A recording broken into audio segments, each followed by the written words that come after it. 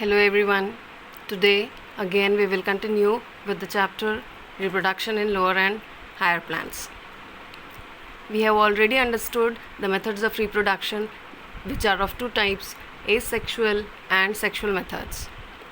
The types of asexual methods we have already completed: fission, fragmentation, budding, regeneration and spore formation. So today we will start with vegetative propagation. You can see here there are various different types of plants which are grown using the method vegetative propagation. What is this vegetative propagation? It is an asexual method of reproduction where the parts of the plant, such as root, stem and leaves, they develop into new self-supporting plants. They do not involve any seeds, and the offsprings grown are genetically identical to the parents. This method of asexual reproduction is found to be occurring in plants, and it has given a term vegetative reproduction. It naturally occurs by runners, rhizome, suckers, tuber, offset, bulb, etc. So we will read simultaneously. Now, vegetative propagation by leaf. You must have seen, children, these types of thick leaves, and there will be enlargement and formation of new plants. So this is a form of vegetative reproduction where a new plant is growing from the leaf. Now these new plants, they fell down from the leaf and they grow as an individual plant. Vegetative reproduction by stem. Runners are one of the examples where the new plants are growing from the stems. You can see in the diagram, the runners are stems which grow horizontally, and they have buds formation in between where there is node. From those buds, the new individual plants will grow. Another form is rhizome formation. It is actually a modified underground stem, and each stem, when it is broken into pieces, each piece is having the capacity to form new plant. For example, ginger, canna. Now here comes the vegetative reproduction by roots. You have seen many plants such as sweet potato, dahlia, they have this swollen modified roots. These swollen modified roots are called tubers. In these tubers, the bud formation occurs at the stem, and from these buds, the new plants will grow. This is also one of the example. Potato. At home, when we keep potatoes for a long time, we find that there will be the formation of buds. So from these buds, the new plants will grow.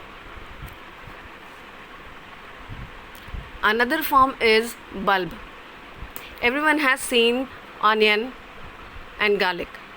So these bulbs are actually short stems, and they have, here you can see the short stems, and the leaves, they grow, they enlarge in size, and they become fleshy.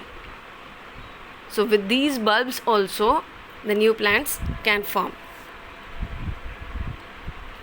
Now the next one is artificial propagation. Apart from fission, budding, fragmentation, regeneration, vegetative propagation, we have one more method, that is artificial propagation. Scientists have developed other methods also which will help in increasing the number of plants. This artificial propagation, the term artificial itself means that it is not occurring naturally in nature. We are doing it intentionally. Now it has been divided in different types. We have different forms of artificial propagation like stem cutting, grafting, layering and plant tissue culture.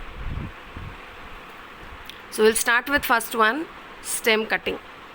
Stem cutting, as the name suggests, the stem, a part of the stem is cut slantly and then again it is sown in the pot. Now this new stem will give rise to the roots and will lead to the formation of new plant. This method of stem cutting is done even with the roots and the leaves. From these stems, the new roots will form, the leaves will form, and it will lead to formation of new plant. You can see in the diagram here, we are cutting the stem from here and putting it into the soil. From this soil, you can see there is the formation of roots. Now another method is grafting. Now this one method is new, where we are doing to increase the quality of the plant. Here what we will do is, we will take two plants of same species. You can see here there is a stalk which is having root and it is in the soil intact.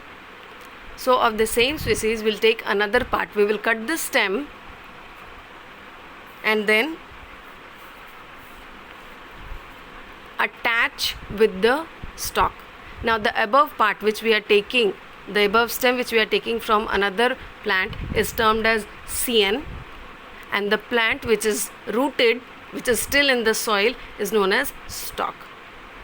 So we will take the part, we will cut both the parts in same pattern, we will join them and then we will bind them.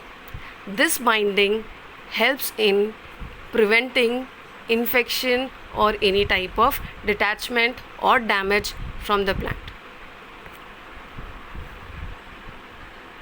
You can see here in the diagram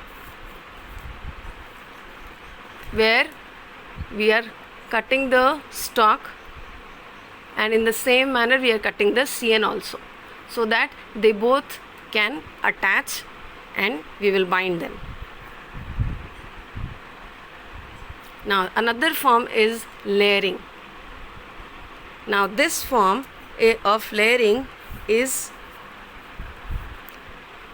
children, whenever you go to any forest or even in the villages, you will find that these types of structures, the trees with the stems bending towards the ground. So when these stems bend towards the ground, we put soil on above of that, and then from this part, and we will keep the stem up in the air, open, and from those open areas the new plants will grow. It is a form of artificial propagation.